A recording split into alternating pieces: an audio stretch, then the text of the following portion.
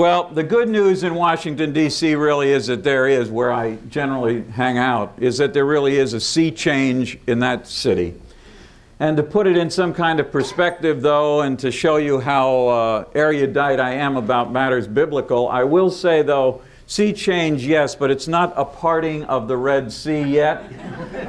And the bad guys are still coming after us from the other side. Obviously, it's better to have a president in office who has actually taught constitutional law, replacing a gentleman in office who apparently had never read the Constitution at all, which is kind of what our last president did, or didn't do. And you know, you've got to be gratified. You have to be gratified that any president would have an inaugural committee that would not only invite Pete Seeger to sing at a concert, but then allow him to sing "In This Land Is Your Land," the greatest verse of all of them, the one that you never hear. I went out walking, I saw a sign there, and the sign said private property. But on the other side, it didn't say nothing. And that side is made for you and me. That's been taken out of school books and song books for 35 years. It was kind of great to see it there.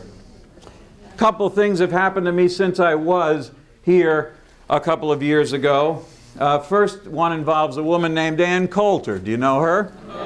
Yeah, Ann Coulter. What a great woman.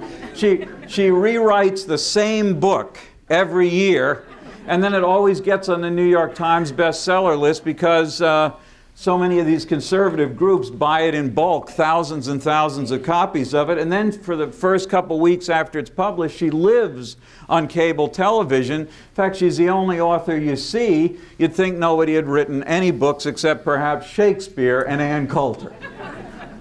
Anyway, upon the death of the Reverend Jerry Falwell in April of 2007, Miss Coulter wrote an obituary.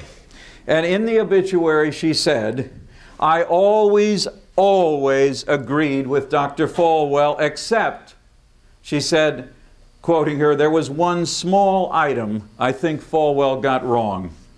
He said, as you may remember, that God lifted his curtain of protection on America on September the 11th because of gay people and feminists and the ACLU.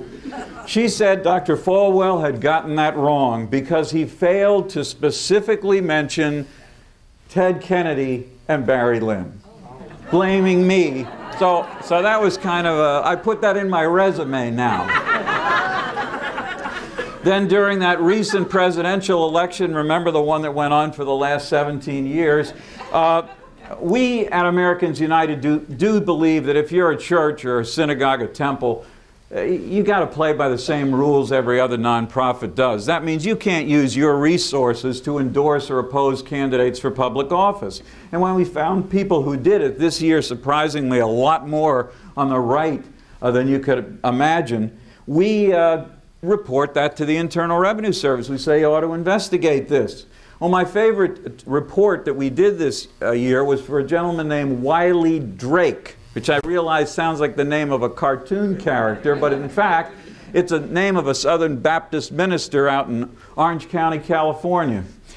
And we had learned that he had endorsed Mike Huckabee, former governor of Arkansas, to be the nominee for the Republican Party. He did it on his church letterhead. He did it on his little radio show he does every day out of the basement of his church. We felt that this violated the prohibition against endorsing candidates with church money.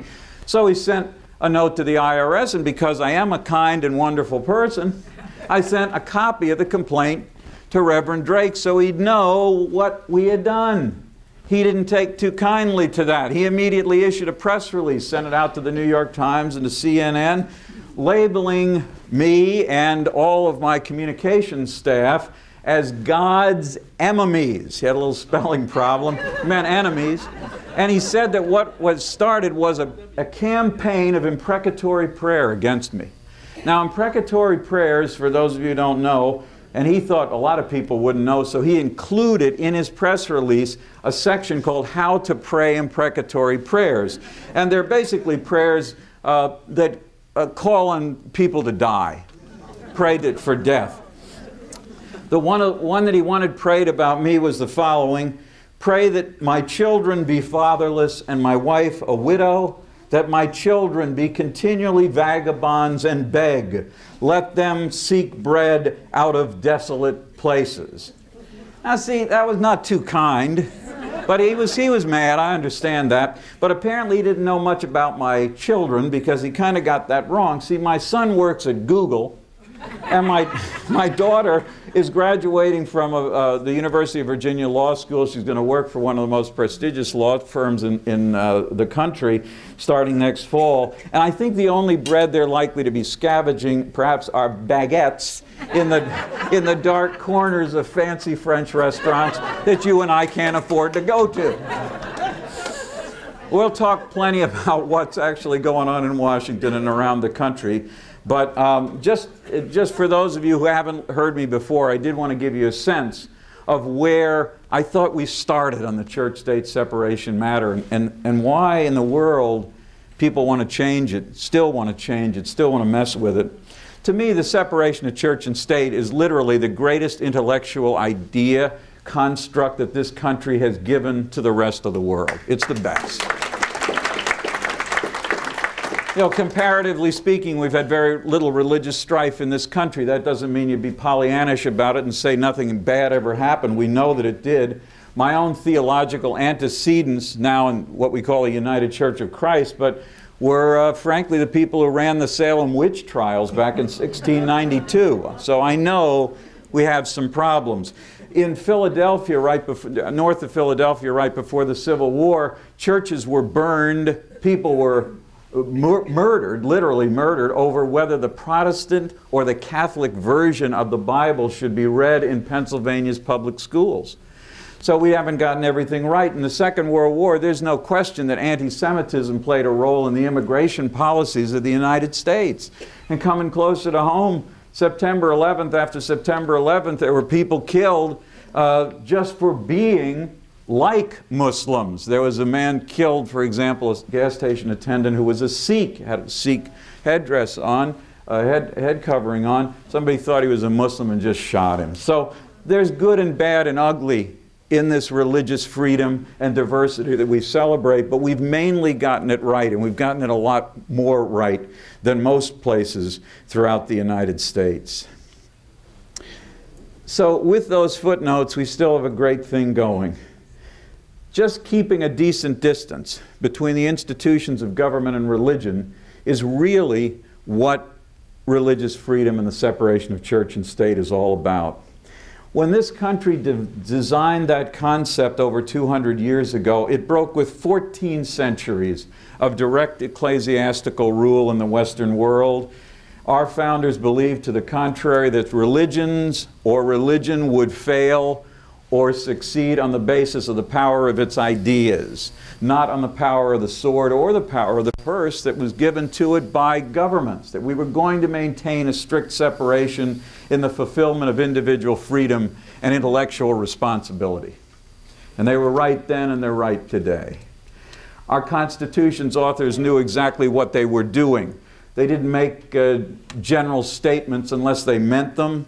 The same men who drafted the Constitution were the people who, of course, specifically in the very first amendment to the Bill of Rights said, Congress shall make no law respecting an establishment of religion or prohibiting the free exercise thereof. That's very grandiose. It was designed that way to make sure that it would be a meaningful statement on for the centuries. It reflected very, very clearly what George Washington said when he visited the first synagogue set up in the United States, the Truro Synagogue up in Rhode Island. Washington had been asked by the head of the synagogue to explain what this new country was going to do about religious minorities. And he said, the citizens of the United States have a right to applaud themselves because it is now no more that toleration is spoken of as if it was by the indulgence of one class of people that another could exercise their inherent national gifts. The President said, happily the government of the United States, which gives to bigotry no sanction, to persecution no assistance, requires only that citizens be good in this country.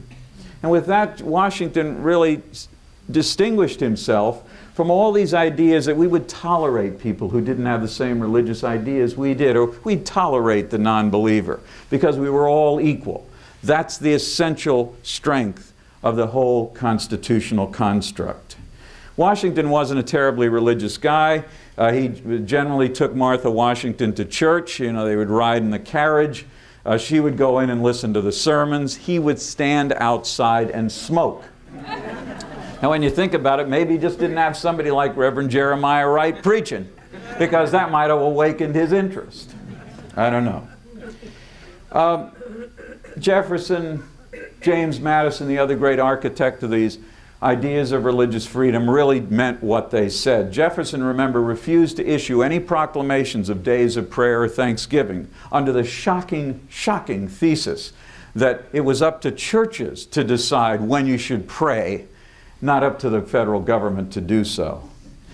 It was extraordinary too. James Madison argued on the floor of the House of Representatives in 1790 that the census form should not even be permitted to count the number of clergy in the country. He said it was too intrusive, none of the government's business. Speaking of being intrusive, now if you get the long form, of course, for the census, you don't have to worry just about being counted as a professional, you have to worry about counting indoor toilets. So he called this an indelicacy.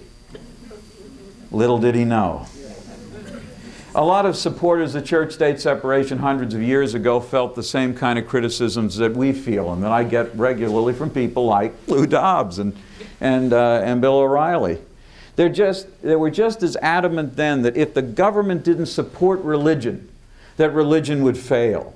And it's out of that narrow, losing side of the argument over 200 years ago that the so-called religious right gains its inspiration today. It remains an inspiration that's completely inconsistent with what the Constitution is all about. That's the predicate. That's kind of my feelings about history. That's why so many people have so much hope about what the Constitution properly understood would do. I think in spite of the fact that most of us here, I'm making an assumption here, were pretty happy the day of the last election. There were a couple of hiccups in the first weeks after President-elect Obama was working on his inauguration. Some of us were kind of confused and disturbed that he chose Pastor Rick Warren, the author of The Purpose-Driven Life, to give the first prayer at the inauguration ceremony, the official inauguration ceremony. A lot of us don't think, frankly, there ought to be prayers at inaugurations because inaugurations are secular events. They're not religious ones. They shouldn't be turned into them. And Pastor Rick Warren was an odd choice because he had supported the notorious Proposition 8, similar to your Proposition 2 here in Florida, that one invalidated a Supreme Court decision by the state of California saying that if you have same-sex couples, they're entitled to the same rights under civil law as people of opposite genders. This was the decision of the court overturned by Proposition 8 out there, and overturned with the help of Rick Warren, a man who actually compared being gay in America to being a practitioner of bestiality or incest. Now, why would this guy be invited to participate in Barack Obama's inauguration? The argument from his staff was he was just trying to do outreach to a large number of Americans. And I'm trying to figure out what segment that was. People who have bigoted ideas about gay people, or people who didn't vote for Barack Obama in the first place and are never going to in the future. I don't know why he did it, but that was very exclusionary. And then, of course, Rick Warren did kind of confirm this. He was so Christocentric that he prayed to Jesus in the prayer in 4 different languages. And then in case you didn't get the point that he was promoting Christianity, he appended the Lord's Prayer to his own prayer, making the prayer almost as long as Barack Obama's speech that day. We got it. The administration did get down to work there. Stimulus package, remember that? We haven't seen the money yet, but it's coming. The stimulus package was put on the table right away. Originally, the package contained hundreds of millions of dollars for contraceptive assistance to poor women. House Speaker Nancy Pelosi, who I think many of us respect a great deal, discussed it openly on one of the Sunday morning talk shows. And within 24 hours, the right-wingers in this country had taken up arms, labeling this money for contraception to be close to genocide. Close to genocide. They used their time-honored mix and their big noise machine of talk radio and right-wing blogs on the internet, and of course the ever-popular Fox News channel, to say that this was going to kill black babies and that that was the intent of the Speaker and the President. Unfortunately, about 24 hours after her appearance, President Obama reportedly called personally the chairman of the committee that's responsible for this part of the stimulus, Henry Waxman of California, and said, "Henry, take this out of the bill. Take it away." And it was removed. As you remember, the stimulus package did get through the Congress, but not with one vote from any Republican. All the people that were complaining about that provision in the bill.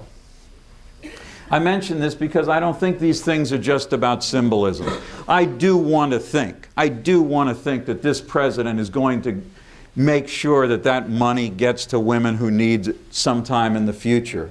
But the truth is that all the research has already been done, and we know what it says. Your economic well-being is severely impacted if you have an early unplanned pregnancy.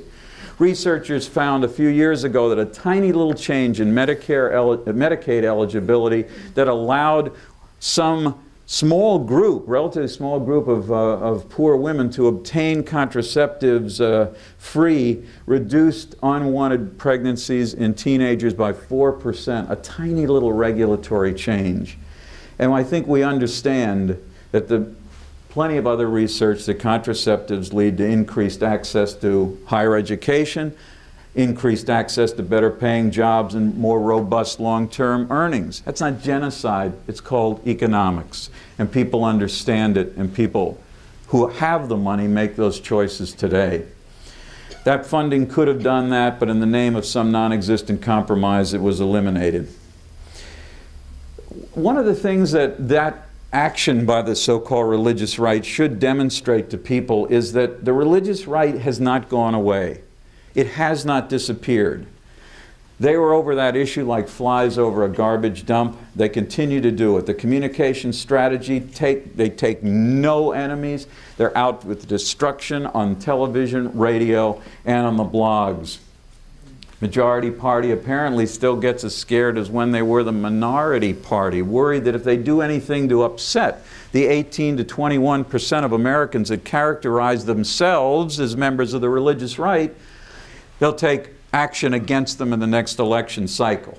These guys are worried about it 3 weeks after they just took office, and they're worried about the next election cycle. We have to be the people, by calling and writing, that say, we want to hold you to a standard of difference, of change, of the very things that we elected you to do.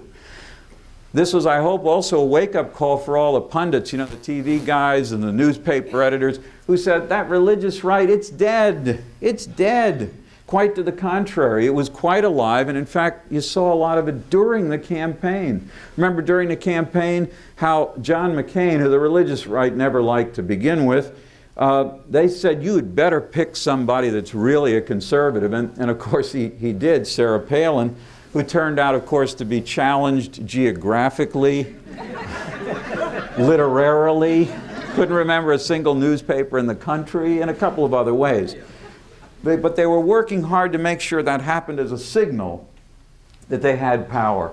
And they did get reelected, a lot of their favorite members of the United States Senate, which means, you know, the other party didn't quite get to that 60 number, no matter what happens to my friend Al Franken. You'd think also if a movement were on its deathbed, which some people had declared during the campaign, erroneously declared, their money would be drying up. Let me give you a couple of raw numbers to demonstrate that maybe that wasn't so. We do a survey every couple of years. We look at tax records publicly available, see how much money the religious right's making. As we know how much we're making, we look there and we see they're making a little bit more. Pat Robertson's Christian Broadcasting in the last reporting cycle raised $247 million. $50 million more than the year before. Not exactly death throes. Brother Robertson, by the way, still gets money from the federal government, believe it or not, even with that kind of money in his own bank account. Focus on the Family, that's run by James Dobson out in Colorado Springs, Colorado. He got a paltry $157 million that year. So he's got a little catching up to do. They don't always spend it on hot button issues, but they usually do. I have a new blog on BeliefNet.com, if some of you look at that. It's a blog where I have an argument about church and state and culture with Jay Sekulow, a former head of Jews for Jesus who became a member of the Pat Robertson Empire, became a convert to born-again Christianity. He has something called the American Center for Law and Justice. It primarily litigates and helped the last president select all those wonderful judges that the Bush administration picked. His last IRS report, $42 million and change. $42 million. It's a group you probably never even heard of. The Alliance Defense Fund out in Arizona took in $31.5 million. Its director is a man named Alan Sears, who wrote a book recently in which he said that Hollywood was largely responsible for the corruption of this generation of Americans, actually saying that the movie Some Like It Hot, remember that? Yeah, it's a pretty good movie. Yeah, it was a secret movie, though. You probably didn't get this, but he said Some Like It Hot was responsible for the increased acceptance of cross-dressing in America today. That movie. It's a great guy, real. How about the American Family Association? That's run by a guy you see occasionally on TV. Don Wildman is his name. He lives in Tupelo, Mississippi. His two most recent campaigns, the first one was against McDonald's. He was urging people not to eat at McDonald's. Not because, of course, it's unhealthy to eat at McDonald's, but hold your ears, I don't want anybody fainting, but the McDonald's Corporation had joined the Gay and Lesbian Chamber of Commerce. He found that so shocking. He said, don't eat at McDonald's. You know what? McDonald's gave in. They quit. They quit. Power of a guy you may never have heard of in Tupelo, Mississippi. Oh, now his new campaign against Hallmark greeting cards. Now what in the world could he be wrong with a Hallmark greeting card? Anybody want to take a guess? Let's see, wedding cards for same-sex couples. They have a line, a very small line, but a line of those. He wants you to boycott Hallmark because of it. Hallmark hasn't given in yet. They have all this money, they have all this power, and since the election they've gotten more money. When I talk to these guys on the phone or I talk to them on radio or television, they go, oh yeah, we got mail bags of money in. Mail bags of money, because they have to fight against, you know, the coming fascist state that they all think is going to happen probably in the next 10 or 15 days. Two of the great leaders of the religious right have passed away, died. Since I was here, Jerry Falwell, of course, and D. James Kennedy, who was a very powerful TV preacher over in Fort Lauderdale, where I landed yesterday. And I thought, gee, with people like Kennedy and Falwell gone, there won't be people saying all these wacky things that I can report to people like you and get a cheap laugh out of it. I should not have worried, because there's so many new guys on the horizon, almost all guys on the horizon, that you can hardly believe it. Take Rod Parsley. Ever hear of him? He has a little church in Ohio, 12,000 member church. He briefly was a bigwig in the John McCain campaign, but then people started to actually read what the guy said. And he wrote a book, for example, in 2005 called Silent No More. In it, he describes why the United States was set up. A little different than perhaps what I just said. He said, I cannot tell you how important it is that we understand the true nature of this country and the true nature of Islam. The fact is that America was founded in part with the intention of seeing this false religion destroyed. What? I didn't see that in any books. I went to college. I have 2 graduate degrees. I never saw that. And in fact, it kind of runs counter to the very words that the 5th Congress approved in the Treaty of Tripoli with some of these Islamic states that declared this was in no way founded as a Christian nation. That's written in Arabic and in English. Kind of counter to that, but he said it. And then Mike Huckabee, I mentioned him. Mike Huckabee is a very charming fellow. He now has a show on Fox News Channel, where it's not a surprise. Not a surprise to this gentleman, not a surprise to me, because I think he does want to be the next Republican nominee, and this is a good way to get a little bit of attention. You may remember that of the many strange and bizarre things he said when he was running in the last time. He said the following. This is about 2 weeks before he left the campaign. He won 7 states, by the way, 7 caucuses and primaries, Governor Mike Huckabee. So here's what he said. I have opponents in this race who do not want to change the Constitution. But I believe it's a lot easier to change the Constitution than it would be to change the Word of the living God. And that's what we need to do, is amend the Constitution so it's in God's standards, rather than trying to change God's standards to line up with some contemporary view of how we treat each other. That's astonishing. A man to say that we have to change the Constitution to reflect his narrow religious views. And it goes on and on. James Dobson, the guy from Focus on the Family, attacked Barack Obama during the campaign for holding, quote, a fruitcake interpretation of the Constitution.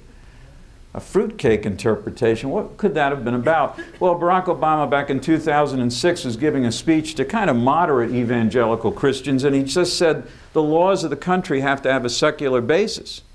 He said, you know, you can be against abortion because you think that's what the Bible says, but you can't expect politicians to pass laws based on the Bible. That's all he said. That became, in Dobson's view, a fruitcake interpretation. If I had gotten any fruitcake this last December, and thank God I didn't, but I would have sent it on to James Dobson and said, this really is a fruitcake. Power of religious evangelicals became apparent in a number of other ways this month. Sadly, they're already having an effect on one promise that Barack Obama made, and I want to talk about that just a little bit. Remember the faith-based initiative? That was probably been put in place the last time I was down here by President Bush. It was set up by President Bush. I sometimes forget President Bush's name. I'm sorry about that. But for the last 6 months, actually, in Washington, everybody forgot his name. You can notice nobody wanted him to run with them. Nobody wanted him to do anything. But he's the guy who set up the office. During that campaign, then candidate Barack Obama told an audience in Zanesville, Ohio, I'm going to keep some partnership between religious groups that serve the poor and government. And that distressed some people because we'd like the separation to be even purer than that. But he said the following, now make no mistake, first, if you get a federal grant, you can't use that money to proselytize to the people you help. And you can't discriminate against them or against the people you hire on the basis of their religion. Second, federal dollars that go to churches, mosques, or temples can only be used for secular purposes that actually work. Then issued an even more detailed statement where he said, you get a government dollar, you cannot discriminate. In fact, said there is no discriminating with tax dollars, period. That's pretty clear. Well, within a couple days of the election, we started to hear rumors about his new faith-based office. It was going to be run by a 26-year-old Pentecostal minister named Joshua Dubois. He's only 26, but you know, a lot of us thought we were kind of smart asses at 26, so that's not a disqualification. But it was kind of odd, particularly after the Pentecostal church said they weren't sure that they actually ever ordained anybody with that name. But leave that aside. Thursday, February 5th, the President goes to the National Prayer Breakfast, says that he'll be signing an executive order later that day revising the President Bush faith-based office, and he did that. But for a variety of reasons, he didn't do a very good job of changing the President's office. And one of the things he might do after the first card goes about Afghanistan. 17,000 more Americans would be sent to Afghanistan in a country that barely exists in a war that we shouldn't be fighting, but I'm really not here to talk about that. Next one you might want to write about is this faith-based office. Remember, he said he'd correct the problem. You couldn't discriminate in hiring, but he left every one of the Bush executive orders about this subject in place, including one from 2002, which unequivocally allows any religious group that gets your tax money to literally take out an ad that says, job opening, but no Jews or atheists need apply. I mean, that's literally what he has left in place as the guidance for Mr. Dubois and his new faith-based office. They can refuse to hire you if you're a religious organization. You get the government's money, which would be our money in a very real way, if you had an abortion. They can ask if you said, I had one. They said, we're not hiring you. How about if you're gay or lesbian? We're not hiring you. How about if you won't sign a pledge that you believe in the inerrancy of the Christian Bible? If you don't sign it, you don't get a job. With your money. We represent this a lesbian child care worker down in Kentucky. You might have heard her on NPR. She and I were on something a couple of weeks ago. And she said the irony is, it's my money. I got a job. I'm paying into the tax system. But if I want a job, I can't get it because of my sexual orientation and the fact that the churches down here won't hire me because of that orientation. They won't hire me even though it's my money. That's unfortunately the same rubric this new president of ours is operating under. We've got to get him to change this, and we can get him to change it. And we just initiated a big letter writing campaign 3 days ago. If you're on the internet and you go to www.au.org, Americans United's website, you can get even more detailed information. And it's important that we do this. The stimulus package contains tens of billions of dollars that are going to departments of the federal government that have these discriminatory hiring rules. And the money can be, if it was issued tomorrow, it would be issued under the same rubric that I've just discussed. And I think we simply cannot allow that to happen.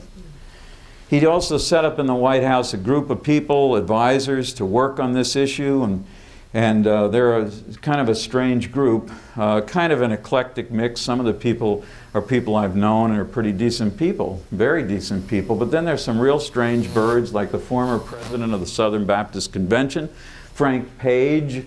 Frank Page is one of the guys who got through the Southern Baptist Convention's last annual meeting, that resolution that said that that wives must, quote, obey their husbands. And of course he's anti-reproductive choice and he's anti-gay rights, he's anti-everything else, but he's even that far. And then even people like Jim Wallace, who you see on TV every once in a while. Jim Wallace is promoted as a moderate, progressive evangelical, and he is against the war in Iraq, that's good. And he's against poverty, that's good, but he's also against women's reproductive rights. He pickets outside of women's health clinics. He's against same-sex marriage. He's against the separation of church and state. So he's got a couple of negatives. But these are the kind of people. But when you think about it, setting up a council in the White House of 25 people, most of whom are religious, is a little odd in a secular government, isn't it? I mean, we don't have a college of cardinals in the United States. So I'm thinking maybe you want to put a footnote saying you're a little uncomfortable with this idea of having this kind of group of religious people making policy recommendations in a secular democracy, because we've never had it before.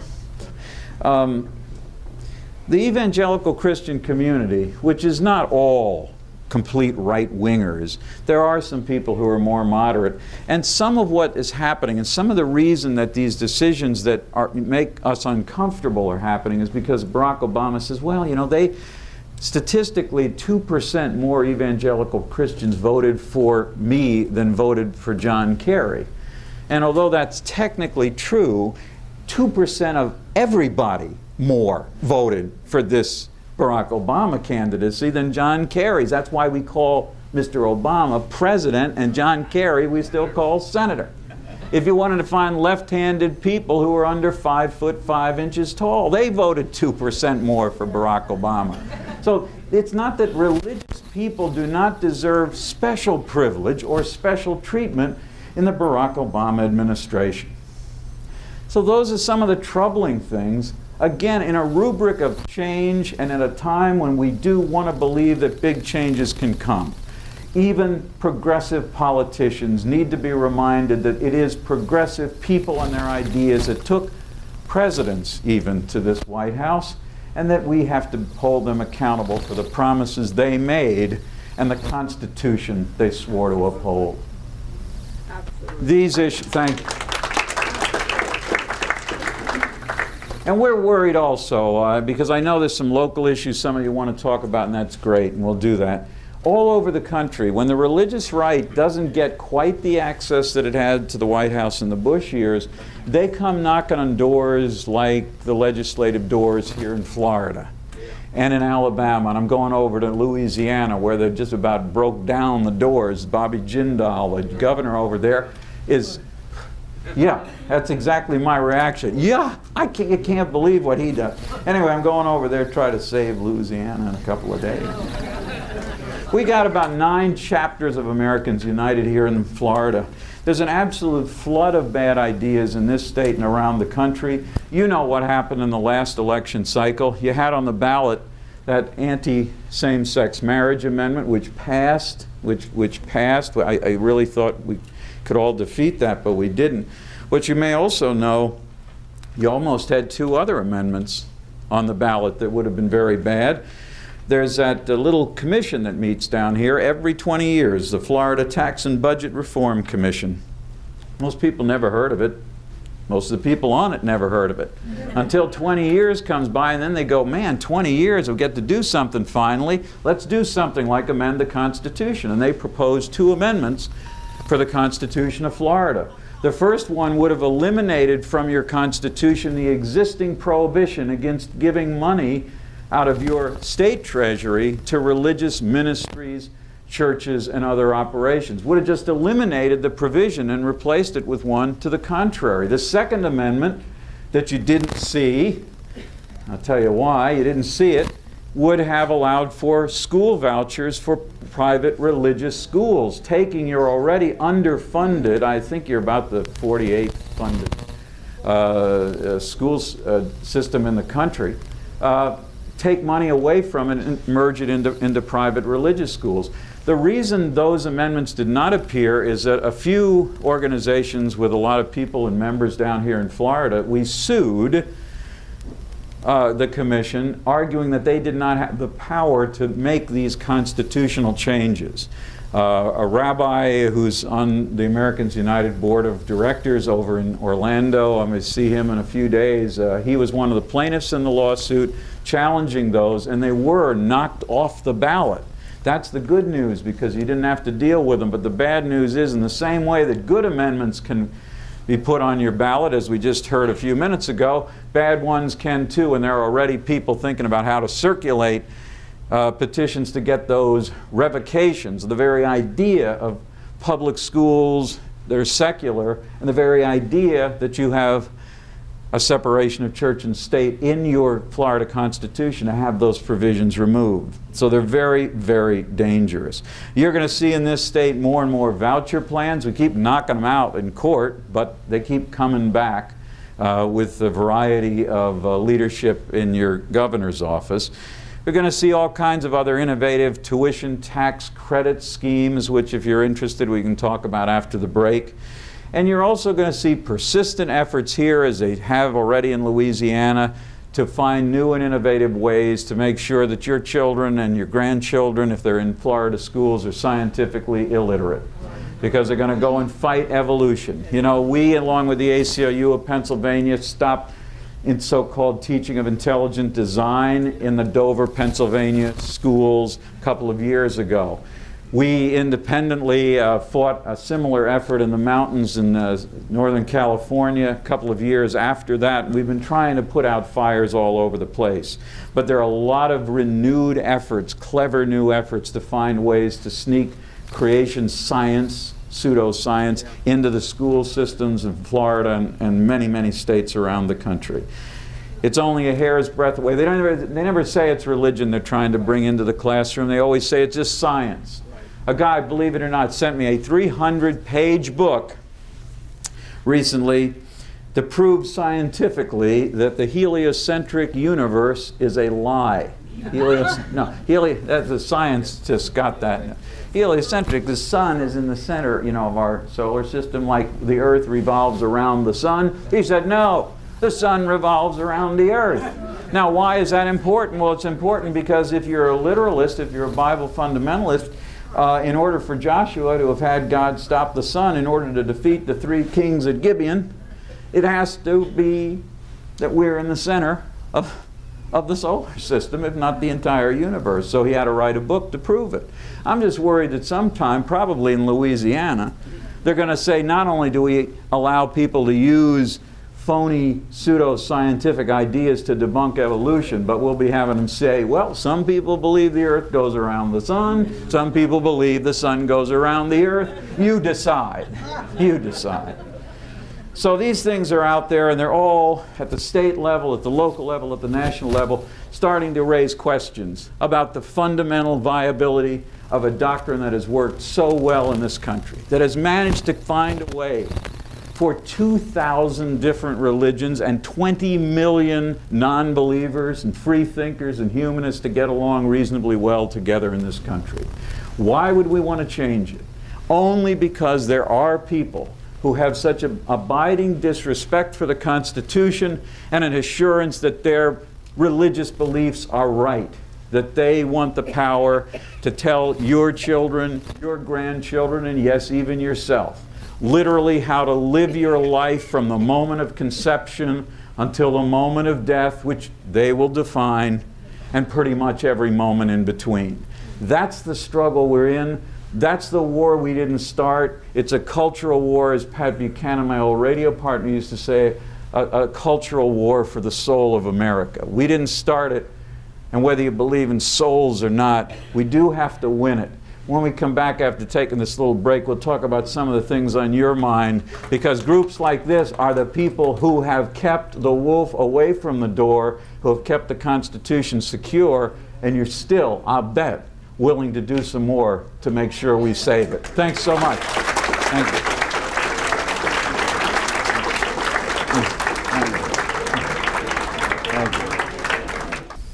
Has the IRS responded and begun proceedings against the offending churches?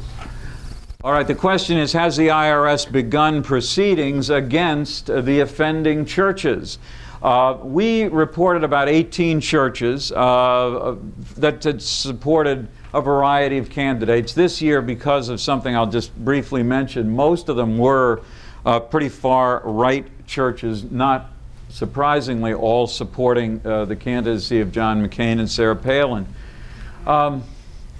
We don't have, let me just grab something here. It's clear-colored bourbon. Fools even Baptists. No, I'm kidding. The TV people will go. The Internal Revenue Service system says if you're a nonprofit, you want to take positions on issues, that's fine. What you just saw, the gentleman who took off his hat and he said, this really is nonpartisan about redistricting here. You can do that as a nonprofit organization. The Birdwatching Society can say, we want to save more wetlands so that there are more birds. That's not a problem. And churches can do the same thing. They can take positions, and they do. I'm going to be at a church tomorrow over in Clearwater. That's why it's so progressive. It's going to look like you. I mean, it's a real progressive church, and they're going to be talking about Afghanistan, and they're going to be talking about all the right issues. I know that.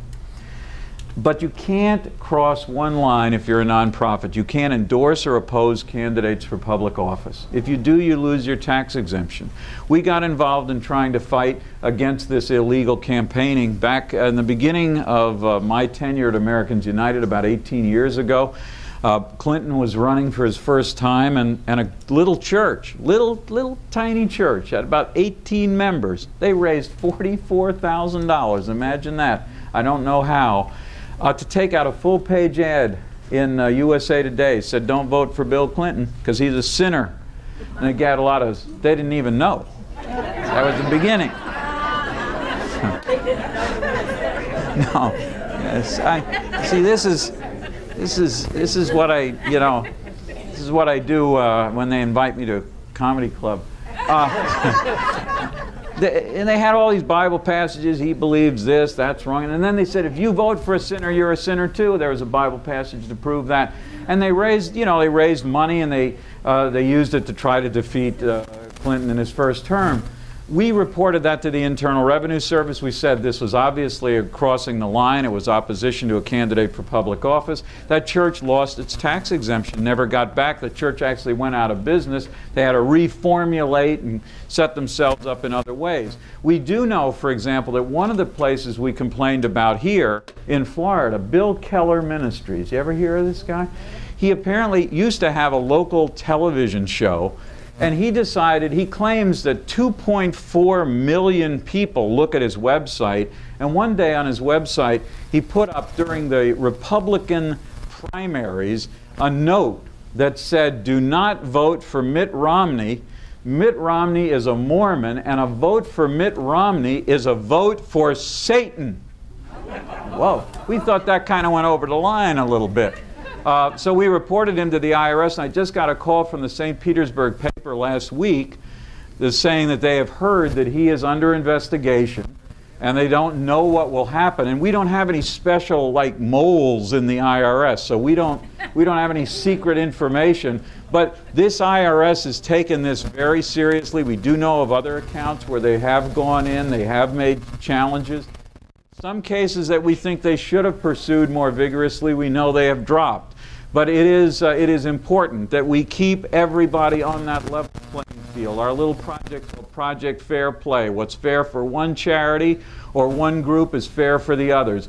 And you can't allow churches to start endorsing candidates and still maintain their tax exemption. If they want to endorse candidates, become a political action committee, change your tax status, that's fine, but you can't have it both ways, and the IRS finally, after years of, shall we say, slowness, seems to be cracking down in this election cycle. We'll know a lot more in 6 months. Can we make a case for defunding the military?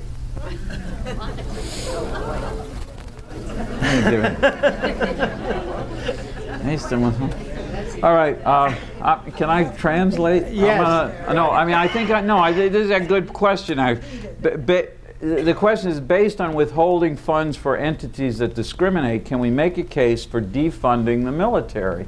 And there's actually a couple of interesting things. Sadly, that bottom line answer is no. You can't, but people have tried it, and it's an innovative idea. For example, everybody that turns 18, every male that turns 18, is supposed to register with the Selective Service System. If you don't register with the Selective Service System, including because of your opposition to war or your religious beliefs or secular beliefs about war, you may not be eligible for certain government loans. And there was a lawsuit that went all the way to the United States Supreme Court arguing that this restriction violated people's First Amendment rights, their rights to have an opinion, their rights to freedom of religion. Unfortunately, the Supreme Court did not see it that way, and the case was lost. But the idea that we still discriminate in the military, I do expect that President Obama will change some of the policies in the military to at least allow gay and lesbian soldiers, sailors, Marines to continue to participate in the military, even if they, when asked, do answer the question. I think he's going to change that. He hasn't done it yet, but I think he's going to change that. And I also think the military, whatever one thinks about its use, if we have a military, one of the other things that we've discovered recently is that the military in many parts of the country has really become an evangelical ministry. So that we found, we did a study of the Air Force Academy out in Colorado Springs, and we found the most extraordinary set of things happening. I mean, the football team, which is of course multi-religious, I mean it would be, this is a country, as I said, 2,000 different religions, 20 million non-believers. When the players would come into the locker room, instead of the name of the team, it said Team Jesus. Team Jesus. You will plan for Team Jesus. We had a complaint from a Mormon cadet who was always placed, he was in his 3rd year at the Air Force Academy when he wrote us. He said, they're always putting me at the lowest possible level in the dormitories to which I'm assigned. If there's a basement, I'm in the basement. If there's not a basement, I'm on the 1st floor. So I asked the commanding officer, why am I placed here? And the commander said, well, you're a Mormon, which means we're just getting you closer, we're getting you used to being in hell because you're going to end up there anyway. Can you imagine that? This is stuff that goes on. Mikey Weinstein, who some of you have seen on TV, started a whole foundation out in, he lives out in New Mexico, just to work on evangelism in the military. It's a serious problem. And here's another thing that Commander-in-Chief Obama can do, and we're going to be pushing him to do. Congressman Israel from New York State and Congresswoman Capps out in California have been very eager to get new regulations written by the Defense Department that will prohibit this kind of evangelism on your dime that makes some of the people who choose to preserve the Constitution by being in the military to actually preserve the rights they have under the Constitution for themselves. So there is some effort being made. I think we'll see in the next year or so some movement, I hope, out of Commander-in-Chief Obama to take this bull by the horns and do something about it. But there does seem to be this tendency for people, otherwise reasonable people, and let's say they get upset because they see a nativity scene at City Hall. And they see it in December and they go, you know, there's a bunch of sheep and wise men and a baby, and that's obviously religious. The sheep are not advertising the American wool industry, right? We know what it's about. It's religious. They get upset. So instead of saying, look, we really should respect the fact that there's diversity in this community, we're going to say, put those religious displays on private property. And there's a huge amount of space. We have a chapter out in San Diego. This issue came up. They're going to put a nativity scene up at City Hall. And so our chapter members went to all the Christian churches in December and saw how many of them had a nativity scene on their lawn. 33% roughly. A third of them. The other 2/3 didn't even have it on their own property. Some of those were the same churches battling, fighting to have it put on the City Hall steps. So now the other solution is let's put up everybody's. Let's just put up everything. So then they go, and the second thing appears, a menorah. Well, that's not, for many people, an equivalent to the nativity scene, but it's something. Now, if that happens, I guarantee you that the third thing will be a sign from some of our humanist and free-thinking or atheist supporters around the country. They will put up something like, Jesus is fiction. Now you can imagine what happens. First of all, these things aren't hypotheticals. You know, I'm not one of these guys. War happens. They tear them down. People rip it down. They burn it. The season of goodwill has become the season of ill fate. All because people can't figure out that there are places and private homes and private property to display the things that matter to you, whether you're a believer or a non-believer. So this idea of putting up everybody's thing, technically the Supreme Court, I'm sad to say, kind of agrees with this. Well, if you put everything up, that's okay. They don't require it, but they kind of say that's okay. But the best answer is don't put up any of these symbols. Don't put them up. Let me summarize this. The invocation before is it the county or the city? The city council. Efforts have been made by a few of you to get rid of this. The woman up here, I'm sure she'll be happy to talk to you about it afterwards too. Maybe she said, let's start a campaign again. I'll tell you, the single best way to remove these invocations is when people don't file a lawsuit, although sometimes that works, but the better way is you create a community pressure. You bring people, including members of the Christian community, ministers, UCC ministers, Unitarian, bring them in and say, we don't need this, stop this. This makes some people feel like they don't even belong in their own city council. They feel like second-class citizens. And those arguments work. People, particularly with a change in administration, is a good time to do it. So I would heartily recommend, if you're interested in seeing this practice, see the woman up here after the meeting, because this is the kind of ripe time for these kinds of efforts to succeed. I can probably do one more question. Do we have another question? Yes? Where do we call if this occurrence happens? Who do we call? Your IRS? Where do you, well, here's, if you see religious institutions that are breaking the law and endorsing candidates or opposing candidates using their tax-exempt money, the best thing, you can actually file a complaint with the IRS yourself, but if you write to us or call us at Americans United at au.org, you can get all the contact information. We do this enough that we know how to do it, we know who to send it to, and we can also tell you whether it's useful to do it or whether it's not reaching the level that the IRS takes interest in. The website again, what a great question, www.au, that stands for Americans United, au.org. You can find all kinds of things, videos, links to radio programs, links to TV clips, and as well as our monthly magazine. Many of you are AU members. I want to appreciate you and thank you for the support that you give, even in sometimes these very tough economic times that everybody's in. We're going to keep fighting for the Constitution. It's groups like yours that help it make it possible for us to continue and to do the work that we do. So thanks for having me down. Yes. One more question. One.